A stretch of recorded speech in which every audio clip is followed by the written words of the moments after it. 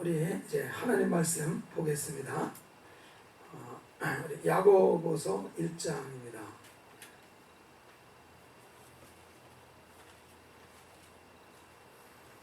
야고보서 1장 1절. 야고보서 1장 1절.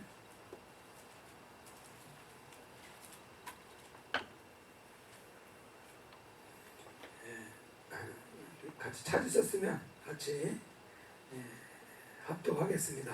시작. 하나님과 주 예수 그리스도의 종 야고보는 흩어져 있는 12지파에게 문안하노라. 아멘.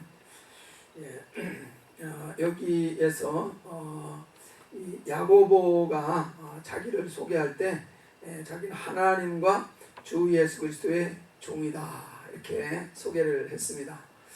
여러분들은 여러분을 소개할 때 뭐라고 소개할 수 있겠습니까? 우리 주 예수 그리스도의 종이다 이렇게 소개하는데 마음에 부담이 없겠습니까? 그렇게 되기를 지금 사모하고 그렇게 되도록 열심히 기도하고 있는 줄 믿습니다. 그래서 여기에서 이 야고보가 사실은 이 12사도 중에 하나 그 야고보가 아니고 주의 형제, 그러니까 마리아를 통해서 마리아와 요셉 그 사이에서 태어난 그 자녀들입니다. 그래서 그냥 육신적으로 본다 그러면은 예수 그리스도의 그 형제들이라고 이렇게 볼 수 있습니다. 그래서 혈육으로 볼 때 예수 그리스도의 그 동생에 해당하는 그 야고보입니다. 그래서 이 형제이기는 하지만은 예수님께서 그 사역을 공생의 사역을 하실 때에 이 형제들이 예수를 인정하지 않았었습니다. 한번 그 요한복음 7장을 한번 보겠습니다. 요한복음 7장.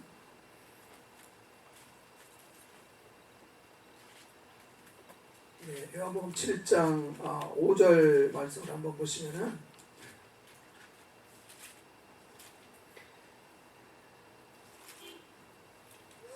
3절부터 보시면은 그 형제들이 예수께 이르되 당신이 행하는 일을 제자들도 보게 여기를 떠나 유대로 가소서. 스스로 나타나기를 구하면서 묻혀서 일하는 사람이 없나니 이 일을 행하려 하거든 자신을 세상에 나타내소서 하니 이는 그 형제들까지도 예수를 믿지 아니함일러라. 그래서 여기서 말하는 형제들이 야고보를 포함한 요셉과 마리아 사이에서 태어난 그런 육신의 형제들입니다. 그래서 그 육신의 형제들도 예수를 믿지 않기 때문에 그를 이해하지 못합니다. 세상에 자기를 나타내려고 하면은 유대로 가서 떳떳하게 정정당당하게 자기를 드러내지 왜 고향에 와서 가만히 숨어 있냐고 이런 식으로 뭔가 좀 조롱하는 이런 얘기들을 여기서 하고 있습니다. 그래서 예수님이 공생기간 때에는 이 형제들이라 할지라도 예수를 하나님께로 오신 분으로 인정하지 않고 있습니다. 그렇지만은 사도행전 1장을 한번 또 보시면은 이제 변화가 일어났죠. 사도행전 1장에 부활하시고 나서 하늘로 올려가시고 난 뒤에 한 120여 명이 마가다락방에 이제 모여서 기도하게 되는데 그때 모인 무리 중에 이 육신의 가족들도 포함이 되어 있습니다.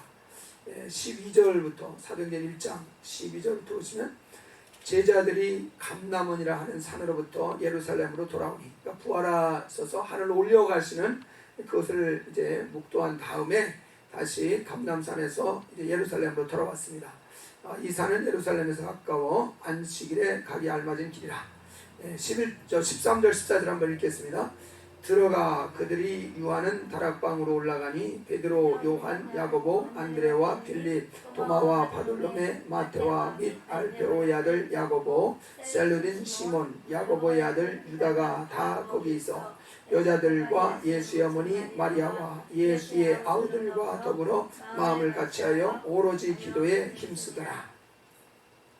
그래서 이 다락방에 모인 사람들이 이 예수님의 그 11 사도들, 그러니까 가룟 유다만 빼고 11 사도가 모였고, 그리고 또 여자들, 예수님을 섬기던 그런 여자들이겠죠. 그리고 예수의 어머니 마리아, 그리고 또 누가 있습니까? 예수의 아우들이 있습니다. 바로 이 아우들 속에 야고보가 포함이 되어 있었겠죠. 그래서 이때에는 분명히 그 아우들도 이제 예수가 하나님께로부터 오신 분이라는 사실을 받아들였다는 사실을 알 수 있죠. 그래서 이들이 변화되어서 이제 함께 이제 예수를 주로 따르는 이런 그 사람들로 변화되는 것을 봅니다. 바로 이 주의 형제 중에 이 야고보가 이 야고보서를 썼습니다. 베드로가 이 예루살렘 교회에서 위협이 있기 때문에 떠난 뒤로는 야고보가 이 예루살렘 교회를 이제 목회하는 목회자로서 오랫동안 이제 섬기게 됩니다. 그래서 이 야고보가 이제 자기를 이렇게 소개할 때 그 자기의 형님이 예수다 뭐 이런 식으로 표현하기보다는 하나님의 종이고 우리 주 예수, 자기의 주인이신 예수 그리스도다. 바로 그분의 자기는 종이다. 이렇게 소개를 했습니다. 그리고 나서 하는 말이 흩어져 있는 12지파에게 문안하노라 이렇게 말했습니다. 여기서 말하는 흩어져 있는 12지파, 이 흩어져 있는 12지파는 누구를 가르치는 거겠습니까? 흩어져 있는, 아이고, 이건 아예 안 나오네.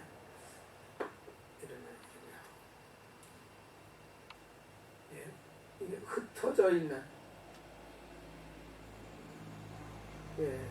12지파라 이렇게 말했는데, 이제 흩어져 있다는 것은 예루살렘에 있는 것이 아니라 예루살렘 밖에 여러 지역으로 이제 퍼져 있다는 얘기죠. 그리고 12지파라고 그랬습니다. 이게 12지파가 이스라엘이냐 아니냐 하는 것을 잘 생각해 봐야죠. 이 12지파라는 것이 누구를 가르치는 거겠습니까? 보통은 일반적으로는 이스라엘이라고 생각을 합니다. 근데 이스라엘 중에서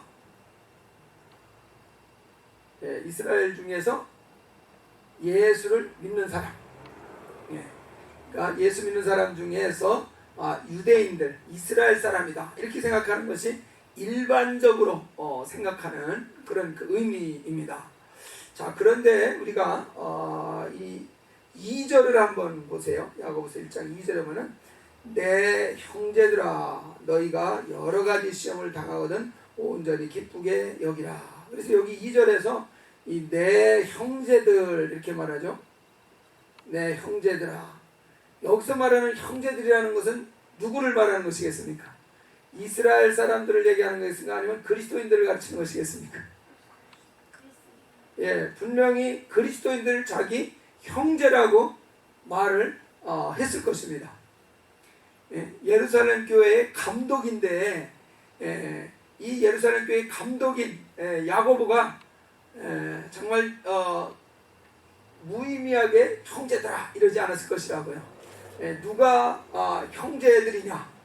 예수님께서도 공생 기간 동안에 이 자기 그 육신의 형제 어머니에게도 하나님의 뜻대로 하는 자가 내 형제여 자매여 모친이라 분명히 그 말을 들었거든요. 그래서 아마 그때는 이 야고보가 시험 들었을 것입니다. 육신의 형제도 몰라보는 저 형 이렇게 됐다 뭐 이런 식으로 생각을 했을 것이라고 분명히 기억할 것입니다. 하나님 아버지의 뜻대로 하는 자, 그래서 예수를 주님으로 구주로 믿는 사람들을 형제들아 이렇게 말했을 것입니다. 그렇기 때문에 여기서 흩어져 있는 12지파 이렇게 말할 때도 이 12지파가 이스라엘 얘기하는 거겠습니까? 그리스도인 얘기하는 거겠습니까?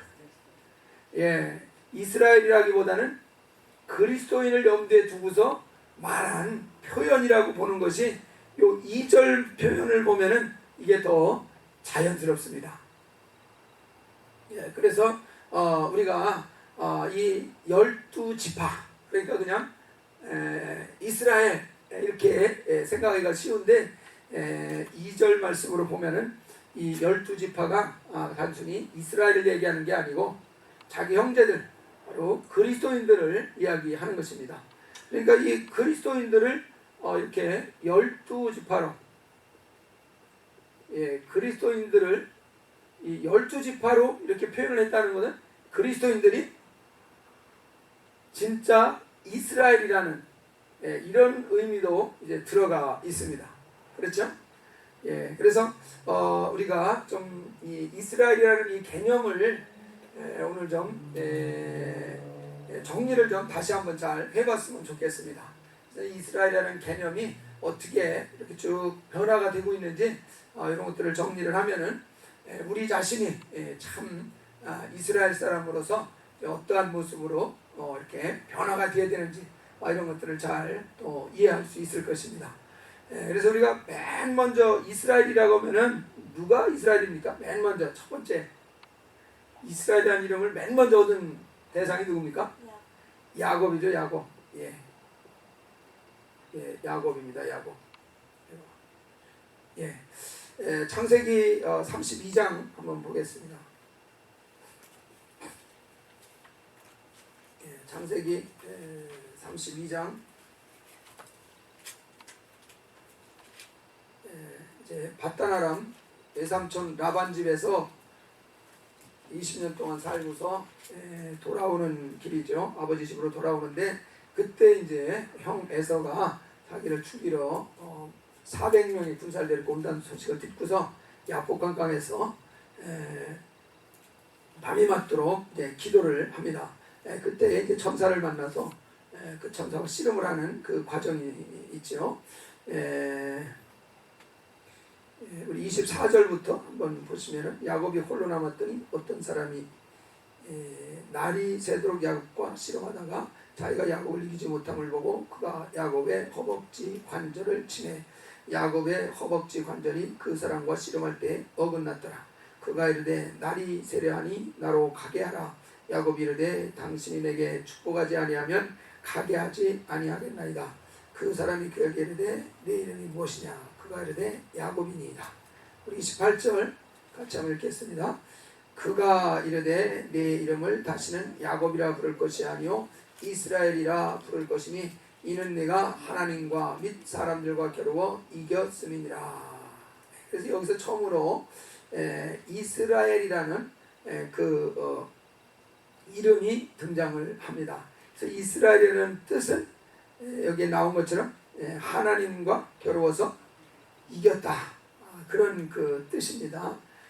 근데 여기에서 가만히 보면은 네가 하나님과 및 사람들과 겨루어 이겼음이니라 그랬습니다. 그리고 여기 사람들은 또 누굽니까? 하나님과 겨루어서 이긴 거 아닙니까? 하나님과만 겨루어서 이긴 거 아닙니까? 여기 사람들은 또 누굴 얘기하는 겁니까?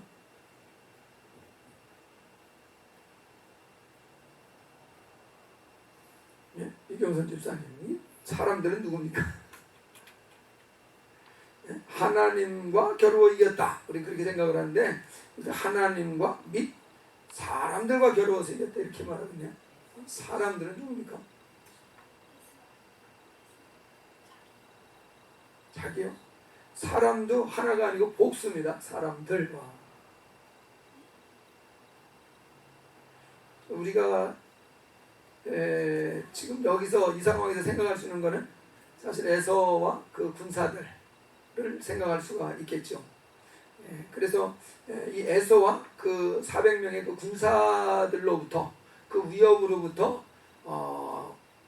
지금 야곱이 이제 자기를 보호해 달라고 하는 것이거든요.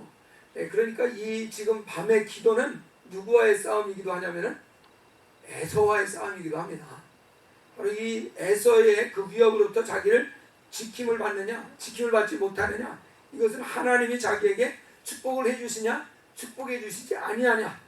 그러니까 자기가 죽고 사는 게 어디에 달려 있어요? 하나님 손에 달려 있다는 겁니다. 형 에서의 손에 달려 있는 것으로 보이지만 그 이전에 하나님이 자기를 보호하시는 그런 축복을 주시면 자기가 살 수 있는 것이고, 하나님이 보호하시는 축복을 내게 내려주지 않으면 자기는 죽는다는 것이죠. 그렇기 때문에 이것은 하나님과 겨루는 것과 동시에 사실은 사람과도 겨루는, 야곱과 그 군사들과도 겨루는 이런 그 엄청난 싸움이었습니다. 그래서 여기서 하나님과 및 사람들과 겨루어서 이겼다. 그래서 그 사람을 이름을 이스라엘이라고 불러줬습니다. 그래서 첫 번째 이스라엘은 야곱입니다. 근데 이제 두 번째 이스라엘은 누구로 볼 수 있겠습니까? 율법을 받은 사람들이죠.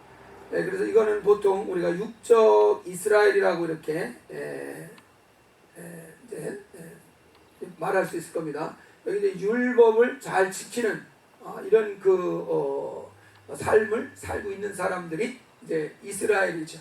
그래서 이 사람들로 말미암아 이제 민족이 나라가 이제 형성이 됐습니다. 그래서 이 야곱의 그 후손들로서 이제 이루어진 하나의 그 나라, 그 이름이 이제 이스라엘이었습니다. 그래서 이 사람들은 율법을 이제 지키는 이런 일을 이제 열심히 이제 하고 있었습니다. 그런 과정에서 이것이 이제 육적으로만 흐르는 이런 그 일로 인해서 한계에 부닥치게 되고 책망을 듣게 되는 그런 일들이 이제 생깁니다. 우리 잘 알고 있는 이 요한복음 1장 한번 47절 찾아보겠습니다. 다 내용은 기억하실 터인데 나다나엘을 향해서 예수님이 참 이스라엘이라 그런 내용이죠.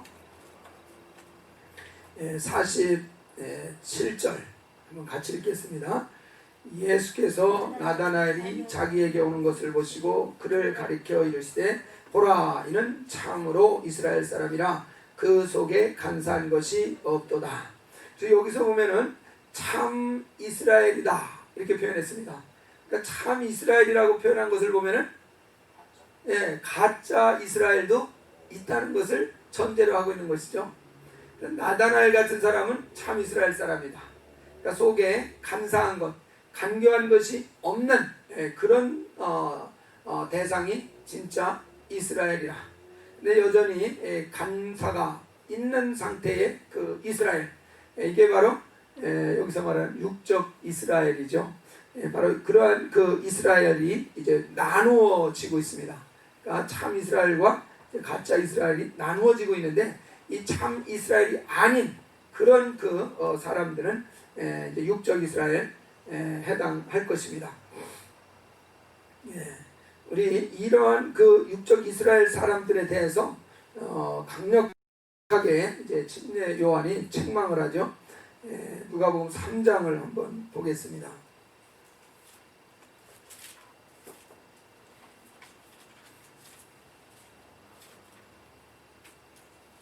누가복음 3장 7절, 8절, 9절. 성경 공부 시간이니까 성경을 열심히 찾으셔야 됩니다. 자, 한번 같이 읽어보겠습니다. 누가복음 3장 7절, 8절, 9절 시작. 요한이 침례를 받으러 나오는 우리에게 이르되 도옥사의 자식들아 누가 너희에게 일러 장차 올 진노를 피하라 하더냐. 그러므로 회개에 합당한 열매를 맺고 속으로 아브라함이 우리 조상이라 말하지 말라. 내가 너에게 이르노니 하나님이 능히 이 돌들로도 아브라함의 자손이 되게 하시리라. 이미 도끼가 나무 뿌리에 놓였으니 좋은 열매 맺지 아니하는 나무마다 찍혀 불에 던져지리라. 자, 여기에 보면은 이 침례 요한이 독사의 자식들아 그러면서 책망하고 있는 그 대상이 있습니다. 누구겠습니까? 이방인들이 아니죠. 이스라엘 사람들입니다. 이스라엘 사람들, 바로 육적 이스라엘이라고 할 수 있는 이런 그 사람들을 말합니다. 그 사람들을 향해서 독사의 자식들아 이렇게 표현을 했습니다. 이 표현은 정말 성경적으로 볼 때 정말 가장 심한 그런 그 표현이라고 볼 수 있을 겁니다. 독사의 자식들아 이 표현이 나오고 있습니다. 그래서 회개에 정말 합당한 열매를 맺을 수 있어야 된다. 그냥 육적인 그 이스라엘, 이것은 무엇으로도 만들 수 있습니까? 돌멩이로도 만들 수 있다는 겁니다. 이거는 육적 이스라엘이라는 것은 아무 의미가 없다는 얘기입니다. 하나님 앞에서 아무런 의미가 없습니다. 여기서 독사의 자식들아, 그런데 이 독사의 자식들의 그 결국은 어떻게 되겠습니까? 구원받겠습니까? 구원받지 못하겠습니까? 예, 구원 못 받습니다. 마태복음 23장에 보면은 분명하게 증거해 놨습니다. 한번 그것도 찾아봅시다. 마태복음 23장. 여기는 외식하는 서기관과 바리새인들을 책망하는 그런 말씀 중에 나오는 겁니다.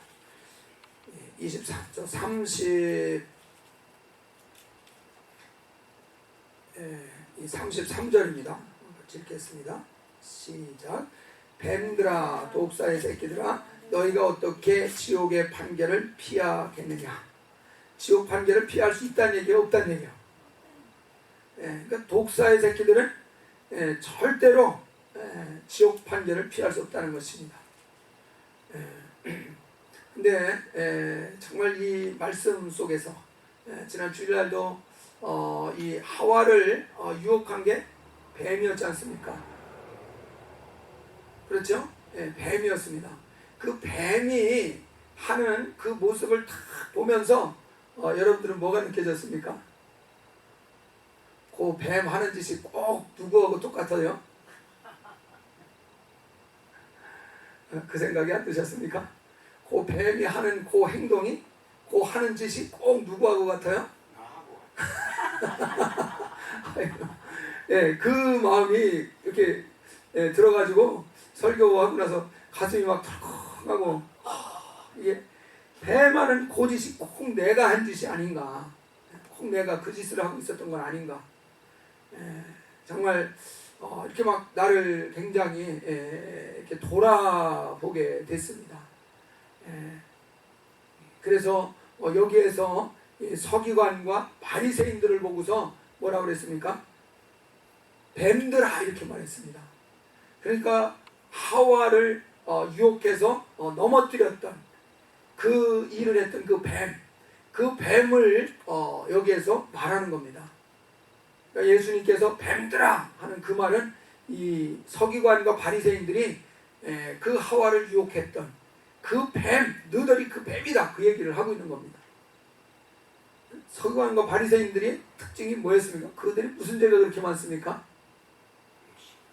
외식하는 거라는 얘기예요. 외식하는 거. 루카스 선교사님이 자기 몸이 가짜다, 그 얘기를 깨달았다고 그러던데, 그 말은 뭐냐면은 겉과 속이 다르다는 말을 하고 계신 거거든요. 자기가 겉과 속이 다르다.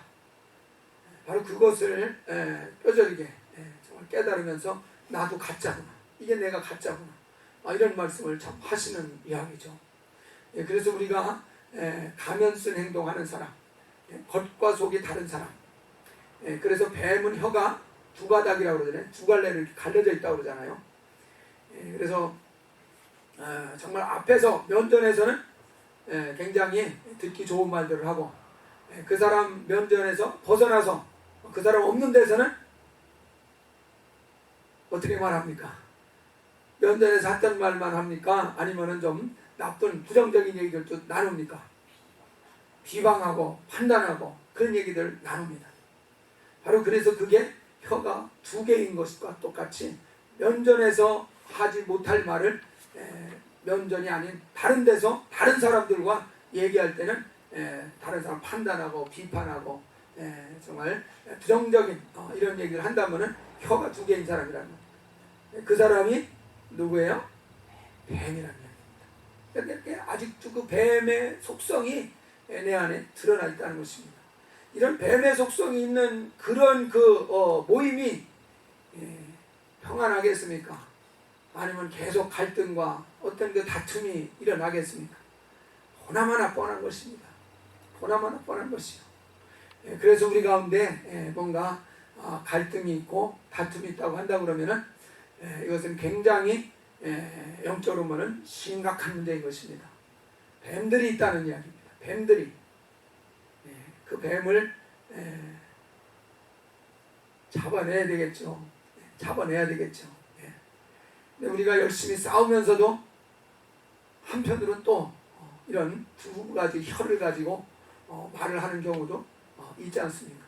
아직 덜 잡았다는 얘기입니다. 덜 잡았다는 얘기. 그래서 여기에서 이 외식하는 이 사람, 서기관과 바리새인들에 대해서 주님은 정말 무섭게 책망하고 있습니다. 너는 뱀이다 이렇게 책망하고 있습니다. 아주 독사의 새끼들이다 이렇게 책망을 하고 있습니다. 이거 굉장히 무서운 얘기죠.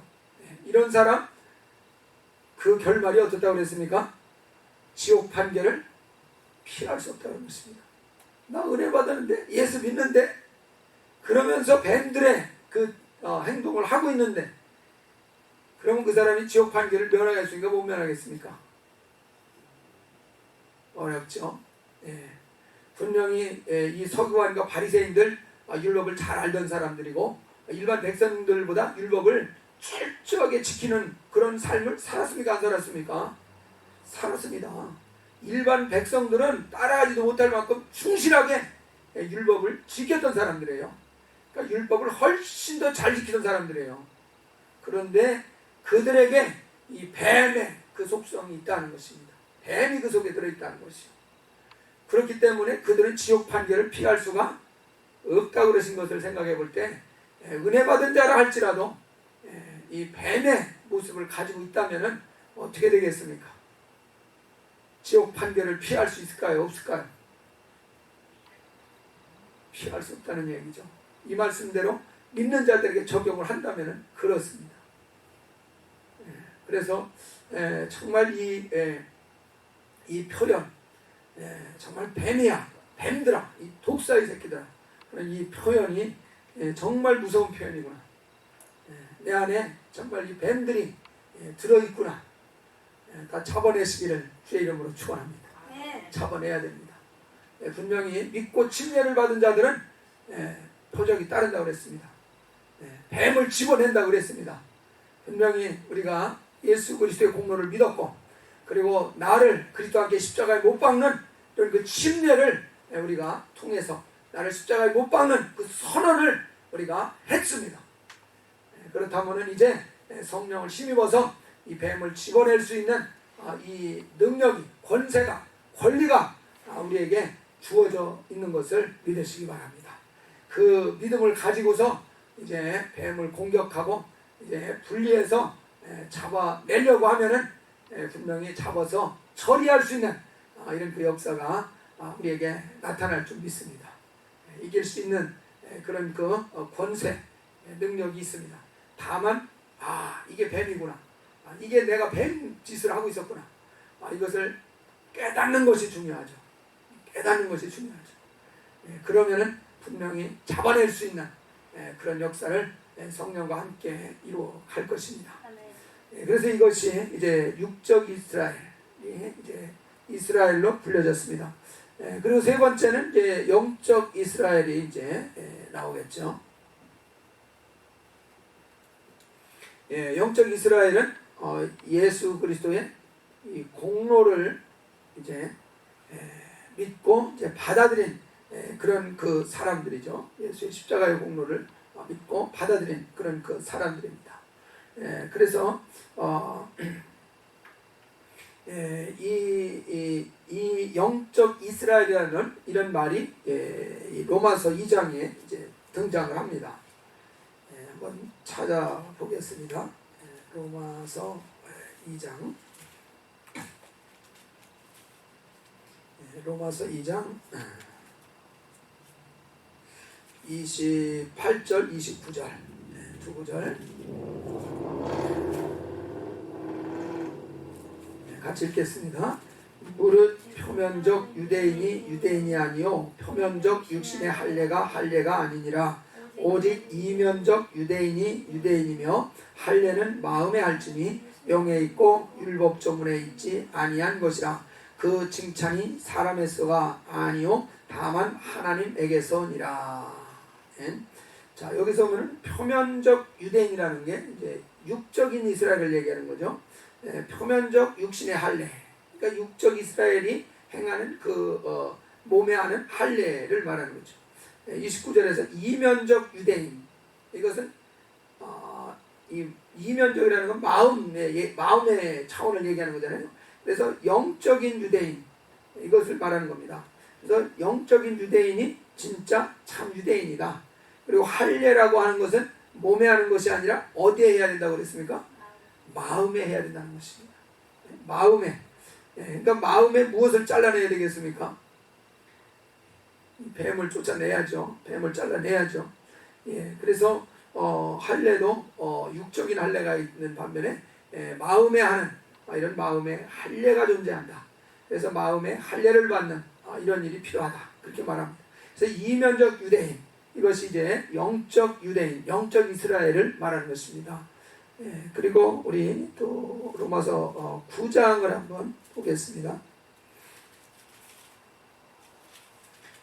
로마서 9장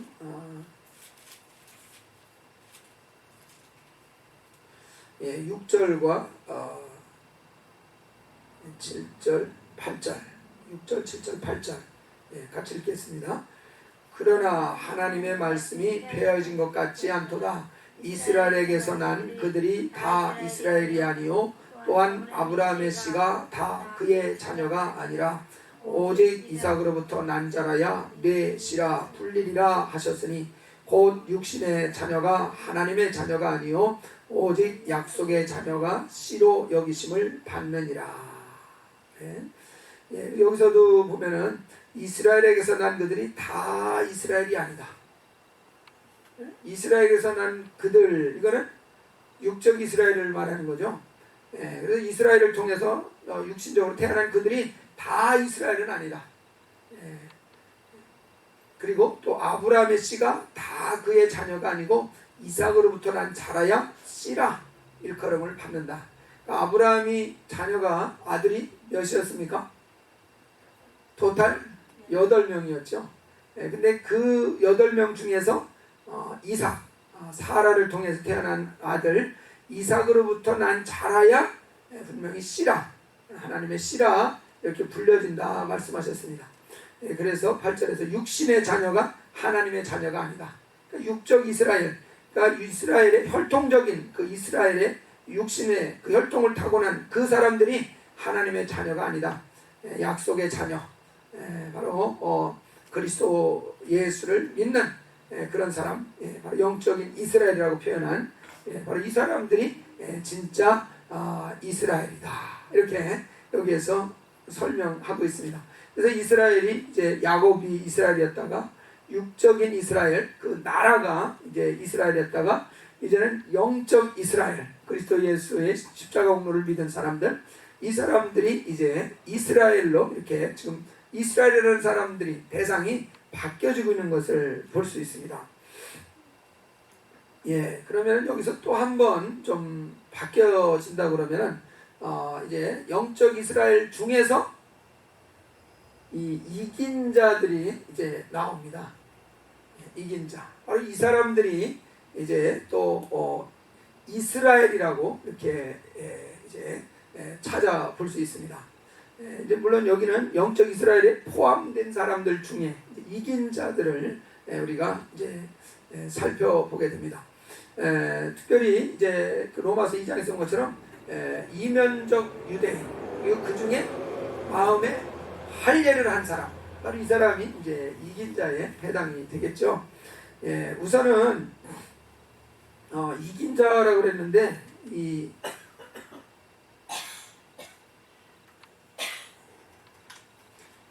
이긴 자라고 그랬는데 이겨야 될 대상을 좀 이겨야 될 그 대상을 한번 세 가지로 나눠서 본다 그러면은 첫 번째가 세상을 이기는 이것이 이제 필요합니다. 이 세상을 이긴다는 것은 악을 이기는 것과 이제 같은 말입니다. 우리 한번 말씀을 한번 찾아보겠습니다. 야고보서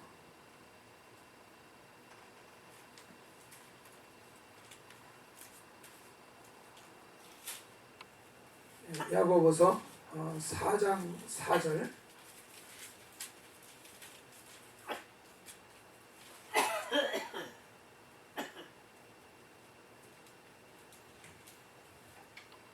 이 말씀 전에 한번 요한일서 5장 19절을 보겠습니다.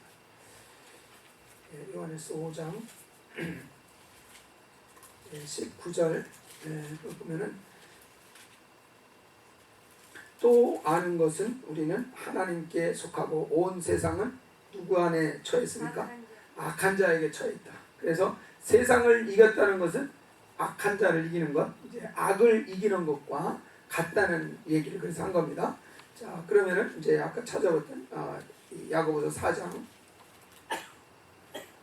야고보서 4장 4절 한번 보겠습니다. 같이 읽겠습니다. 시작. 간음한 여인들아, 세상과 벗된 것이 하나님과 원수됨을 알지 못하느냐? 그런즉 누구든지 세상과 벗이 되고자 하는 자는 스스로 하나님과 원수되는 것이니라. 그래서 세상을 이겨야지 되는데 이것을 이기지 않고 세상과 짝하는 자는 누구와 원수입니까? 하나님과 원수되는 사람이다. 그렇게 말하고 있습니다. 그래서 우리가 세상을 이겨야 된다는 것을 여기에서 좀 알 수 있죠. 그 다음에 또 좀 두 번째로 이겨야 될 대상은 죄를 생각해 볼 수 있습니다. 이 죄라는 것, 한번 요한복음 8장을 한번 보겠습니다.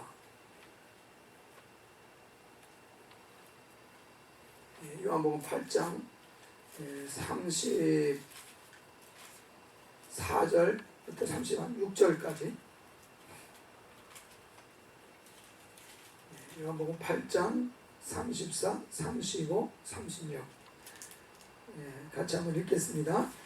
예수께서 대답하시되 진실로 진실로 너에게 이르노니 죄를 범하는 자마다 죄의 종이라.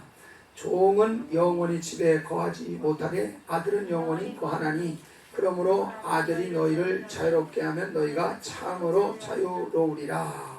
그래서 우리가 이 죄로부터 자유케 되어야 되는 이런 그 말씀을 하고 있습니다. 그래서 이 요한일서 3장 8절에 우리가 잘 아는 것처럼 죄를 짓는 자는 누구에게 속합니까? 마귀에게 속하나니 마귀는 처음부터 범죄합니다. 하나님의 아들이 땅에 나타나신 것, 성자 하나님 나타나신 것은 마귀의 일을 멸하려 하십니다. 그러니까 죄로부터 우리를 해방시킨다는 얘기는 바로 마귀를 멸하는 그런 일과 이제 관계가 되어 있습니다. 그래서 죄를 이기는 것은 바로 그 아들과 이제 관계가 있다는 것을 좀 이렇게 기억을 하시면 좋겠습니다. 그래서 이 아들이 나타나신 것도 바로 죄를 이기고 바로 우리를 죄로부터 자유케 하는 그런 일을 위해서. 그래서 죄를 이겨야 된다는 것이고, 세 번째 또 이겨야 될 것은 이 혈기라고 이렇게 이야기합니다. 혈기는 다른 말로 하면 뭐겠습니까? 분이죠, 분. 요번 그 루카스 선교사님의 그 메시지 주제가 이 분노. 그래서 마귀로 틈을 주지 않도록 하자. 어떻게 마귀가 틈을 만드는가, 이거에 대한 그 설명을 많이 해주셨는데, 에베소서 4장을 한번 보겠습니다. 에베소서 4장 25절부터 한번 보겠습니다. 그런즉 거짓을 버리고 각각 그 입과 더불어 참된 것을 말하라. 이는 우리가 서로 지체가 됨이니라. 그러니까 두 개의 혀가 되면 안 된다는 얘기를 하는 거죠. 그래서 참된 것을 말해라. 이웃과 더불어서 거짓된 것, 그런 것들을 이제 피하라는 얘기를 하고 있습니다. 지체가 되었기 때문에 그렇다는 얘기고요. 그 다음에 그 26절, 27절 같이 읽겠습니다. 분을 내어도 죄를 짓지 말며 해가 지도록 분을 품지 말고 마귀에게 틈을 주지 말라. 여기서 분노에 대한 이야기를 하고 있습니다. 그래서 분노를 해서 죄를 짓는 것은 뭐겠습니까? 화가 나가지고 거친 이제 말을 한다든지, 화가 나가지고 막 물건을 다 깨뜨린다든지, 어떤 이렇게 화를 내는 거, 이게 죄를 이제 짓는 거죠. 속에서 훅 하고 이거는 할 수 있지만은 이걸 잘 다스려야 된다는 이야기죠. 그것으로 그냥 막 거침없이 말을 내뱉고 행동을 하고, 그러면 죄를 짓는 게 되는 거죠. 그렇게 되면은 틈을 주는 것이 된다 이겁니다. 마귀에게 틈을 주는 것이다. 그러니까 마귀가 틈을 타려면은 그러니까 마귀가 우리한테 들어오려면은 틈을 만들어야지 되는 거거든요. 그러니까 틈을 어떻게든지 틈을 만들어야 고기를 타고서 마귀가 들어올 수 있습니다. 근데 틈을 만드는 아주 쉽고도 효과적인 방법이 뭐란 얘기예요? 분내게 하는 거, 화내게 하는 것이라는 얘기입니다. 그래서 계속해서 이제 환경을 통해서 화내게 하고, 사람을 통해서 막 이렇게 화를 돋구는 이런 그 일들을 끊임없이 원수는 일으킨다는 얘기입니다. 그래서 이것을 이기는 이것이 꼭 우리가 필요하다는 얘기입니다. 그래서 마귀를 이기기 위해서는 이 혈기를 반드시 제어하는 것이 필요하다. 그러면서 계속 좀 보면은 28절 보면은 도둑질하는 자는 다시 도둑질하지 말고 돌이켜 가난한 자에게 부재할 수 있도록 자기 손으로 수고하며 선한 일을 하라. 무릇 더러운 말은 너 입 밖에도 내지 말고 오직 덕을 세우는 데 수용되는 대로 선한 말을 하여 듣는 자들에게 은혜를 끼치게 하라. 하나님의 성령을 근심하게 하지 말라. 그 안에서 너희가 구원의 날까지 인치심을 받았느니라. 여기서 하나님의 성령을 근심하게 하지 말라는 얘기가 30절에 갑자기 나오고 있습니다. 어떤 것들이 하나님의 성령을 근심하게 하는 것들이 되겠습니까? 그 앞에 나오는 것들이 다 성령을 근심하게 하는 그런 그 일들이 되겠죠. 이 거짓을 버리고 각각 그 입과 더불어서 참된 것을 말하려고 하는데, 참된 말을 하지 않는 그런 것들도 성령을 근심시키는 일이 될 것이고, 분을 내는 일도 성령을 근심시키는 일이 되어질 겁니다. 도둑이 들어오게 문을 막 활짝 자기가 열어주는 것인가? 얼마나 성령께서 근심하시겠습니까? 성령께서 계신데 악한 것이 들어오도록 문을 막 열고 방치하고 있으면은 성령께서 정말 탄식하시는 이런 일이 일어나겠죠. 그래서 도둑질하는 이런 일도 이제 피해야 될 것을 말합니다. 더러운 말들 이런 것들도 피하라고 말하고 있습니다. 그래서 더러운 말들, 옛날에는 그 음담패설이란 말을 많이 했어요. 이런 것들 이 성도들에게서는 입에 절대로 올리지 말라. 그래서 덕을 세우는데 필요한 그런 그 선한 말만 해야지 된다. 그래서 이런 것들이 되어지지 않는다면 성령이 근심하는 이런 일들이 생긴다는 것입니다. 그래서 이런 혈기 이것들은 이 성령을 근심케 하는 이런 일들이 있다는 것입니다. 그래서 이겨야 될 그 대상을 세 가지로 정리를 한 것인데, 세상을 이겨야 되고, 이 죄를 이겨야 되고, 혈기를 이제 이겨야 된다. 그 이야기를 했습니다. 이 세상을 이기는 것, 이것은 정말 그 하나님이 질투하신다고 그랬습니다.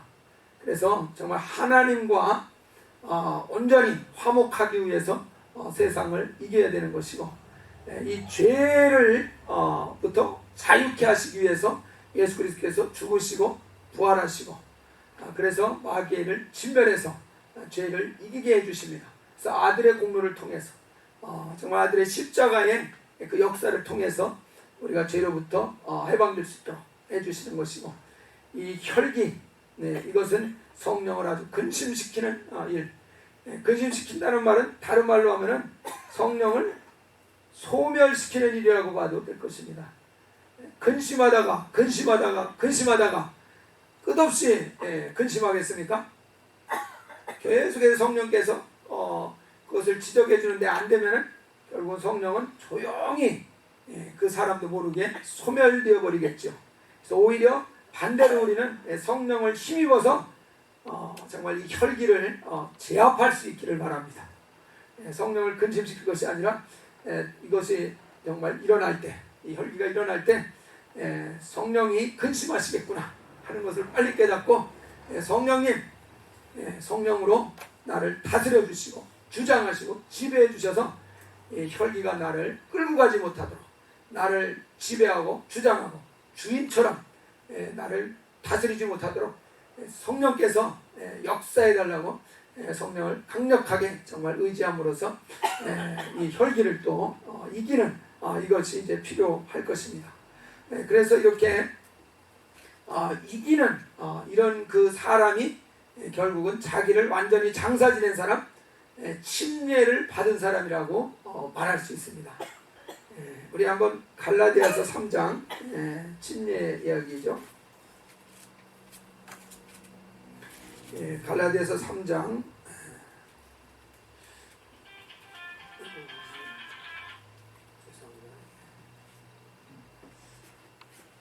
갈라디아서 3장 27절, 28절, 29절 같이 읽겠습니다. 누구든지 그리스도와 합하기 위하여 침례를 받은 자는 그리스도로 옷 입었느니라.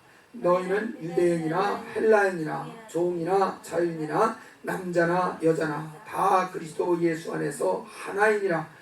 너희가 그리스도의 것이면 곧 아브라함의 자손이요 약속대로 유업을 이을 자니라.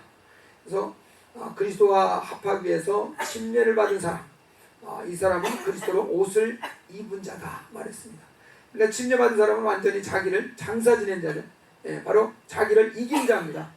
자기를 이겼다는 것은 세상을 이기고 죄를 이기고 혈기를 이긴 사람, 바로 이 사람이 결국은 침례를 이제 완전히 이제 침례를 이제 이룬 사람이죠.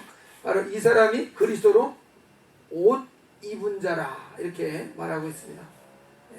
그래서 정말 이걸 확실히 이기셔서 정말 침례를 받은 사람, 그리고 그리스도로서 옷을 입은 이런 사람이 되실 수 있기를 바랍니다. 이것이 이제 우리가 나가야 될 그런 그 목표일 것입니다. 그래서 여기에서 이런 사람이 이제 아브라함의 자손이다. 이긴 자가 진정한 정말 그 이스라엘이다. 그 이야기를 하고 있습니다. 그리고 이 사람이 얻게 되는 것이 약속대로 유업을 이을 자다. 바로 아들 된 자에게 그 유업을 약속하셨습니다. 그 유업이라는 것이 이 만유 천년왕국이라는 걸 우리가 알고 있죠. 우리 한번 그 21장 계시록 21장 한번 보시겠습니다.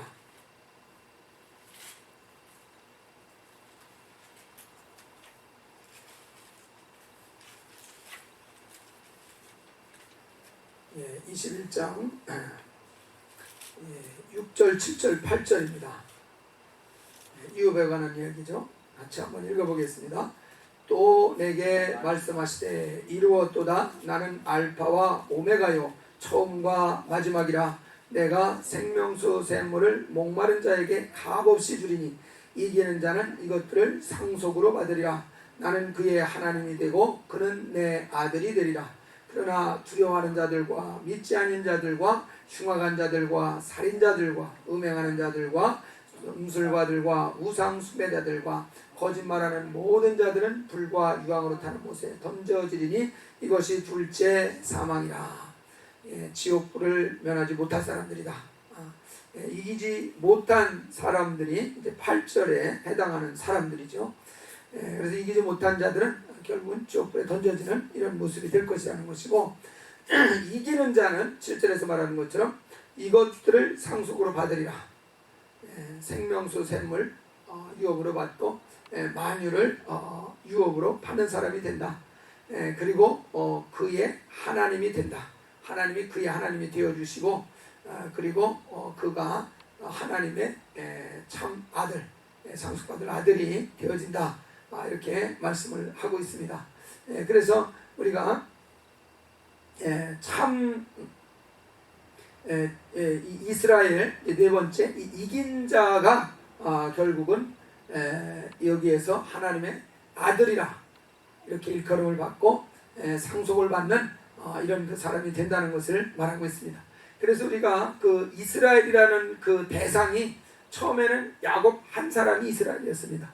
그리고 이제 그 다음에는 이스라엘이라는 나라가 율법을 주시면서 나라가 세워졌죠. 그 이스라엘이 이제 많은 사람들이 이스라엘로 불려졌습니다.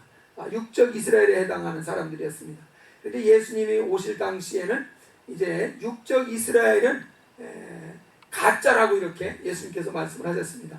그러면서 등장하는 것이 참 이스라엘, 영적 이스라엘입니다. 그런데 이 영적 이스라엘 중에서도 이제 나뉘어집니다. 이긴 자가 있고 이기는 자가 있고 이기지 못하는 자가 이 영적 이스라엘 중에서 나누어집니다.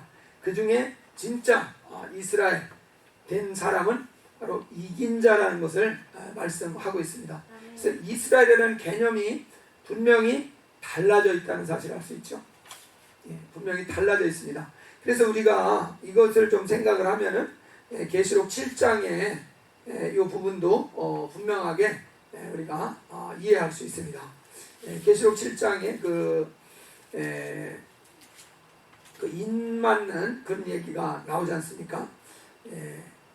그래서 이 7장의 4절에 보면 내가 인침을 받은 자의 수를 들으니 이스라엘 자손의 각 지파 중에서 인침을 받은 자들이 14만 4천입니다. 이렇게 말하고 있습니다. 그래서 여기에서 말하는 이스라엘 자손, 근데 그 이스라엘은 누구냐 하는 것입니다. 예수님께서 이 사도 요한이 이 계시록을 계시받는 것은 AD 한 95년경입니다. 그때에 이스라엘이라고 말하고 있습니다. 그리고 이것은 그 뒤에 있을 일입니다.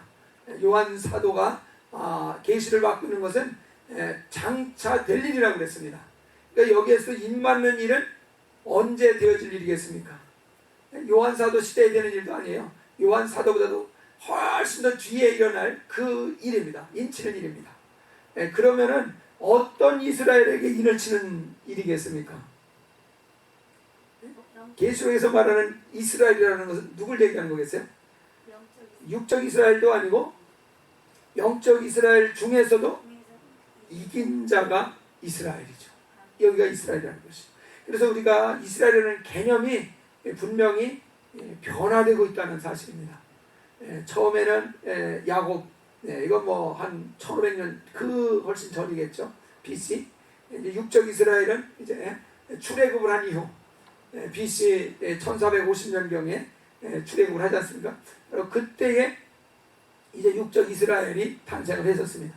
그러나 이제 AD BC 바뀌면서 예수님 당시에 이제 영적 이스라엘, 바로 예수를 주로 믿은 이 사람들이 이스라엘이 되어집니다. 그리고 이들 중에 정말 마음에 할례를 한 사람, 이긴 자들, 세상을 이기고 죄를 이기고 혈기를 이것을 이긴 바로 이 사람들이 이제 영적 이스라엘 중에도 또 이긴 그 참 이스라엘이라는 것을 성경은 가르쳐 주고 있습니다. 그렇기 때문에 여기에서 인맞은 자의 그 수, 이것이 12지파라고 이렇게 나와 있기 때문에 육적 이스라엘이라고 생각하기가 좀 쉬운 것 같습니다. 그렇지만은 우리가 분명히 이스라엘이라는 불리는 대상이 달라진다는 것을 성경은 보여주고 있기 때문에 여기에서 정말 이스라엘이라고 하는 그 표현은 분명히 육적인 그런 이스라엘이 아니라 영적인 그런 그 이스라엘을 두고서 하는 그 말씀이라는 것을 더 좀 분명하게 확인을 할 수 있습니다. 그리고 우리가 또 잘 아는 것처럼 우리가 3절에 우리가 우리 하나님의 종들의 임하에 인치기까지 땅이나 바다나 나무들을 해하지 말라 하더라. 그래서 이 하나님의 종들의 임하에 이렇게 인을 친다고 그랬습니다. 여러분 하나님의 종, 하나님의 종, 하나님의 종이라고 그랬습니다. 이게 누구겠습니까? 야고보도 자기를 뭐라고 그랬습니까? 하나님과 예수 그리스도의 종이라고 그랬습니다. 뭐 베드로도 똑같이 그렇게 얘기를 하고, 바울도 똑같이 예수 그리스도의 종이다 그렇게 말을 합니다. 그러니까 이런 사람들이 종입니다. 그런 사람들이 종이. 근데 종은 늘 얘기하는 것처럼 주인을 만났어요. 주인을 알아야지 종이다. 그렇게 이야기를 합니다. 그냥 뭐 겸손한 그런 그 표현, 뭐 멋있는 시적인 표현 그것이 아니라 분명히 주인을 만나고 확실하게 주인이 누군지를 알고 만난 그 사람들이 하나님의 종들이죠. 그래서 우리도 정말 하나님이 정말 그 아신바 되어진 그런 그 대상으로 나를 정말 바꾸려고 하는 거 아닙니까? 그래서 종으로 하나님 앞에서 온전히 붙들릴 수 있는 이런 그 사람. 그러려면은 우리가 이런 것들을 이겨야만 된다는 것을 말씀하고 있습니다. 그래서 이 하나님의 종들에게 인을 친다고 그랬습니다. 인을 친다.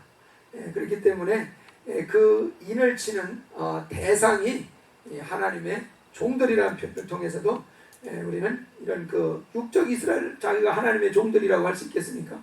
아니죠. 영적 이스라엘 된 자, 그 중에 이긴 자 이런 사람이 확실하게 하나님의 종이라고 이렇게 인정을 받을 것입니다. 그래서 우리가 이 계시록 7장에 이스라엘이라 하는 그 말도 이런 그 이스라엘이라고 불리는 대상이 달라지는 이런 것들을 보면은 계시록이 임하는 그 시대라고 하면은 이것은 어떤 대상이 이스라엘인지 우리 잘 알 수 있을 것입니다. 그래서 우리가 정말 이스라엘이라는 사실을 기억하고 그래서 진짜 정말 인을 맞을 수 있는 이러한 그 이스라엘이 우리가 되기 위해서 열심히 지금 싸우고 있습니다. 그래서 정말 성부와 성자와 성령 삼위일체 하나님의 정말 지원함을 받아서 이렇게 정말 이 세상을 이기고 죄를 이기고 정말 혈기를 이겨서 정말 승리하는 이런 사람. 그래서 정말 저 만유를 유업으로 받기 합당한 이런 사람으로 우리가 잘 나아갈 수 있기를 주의 이름으로 축원합니다.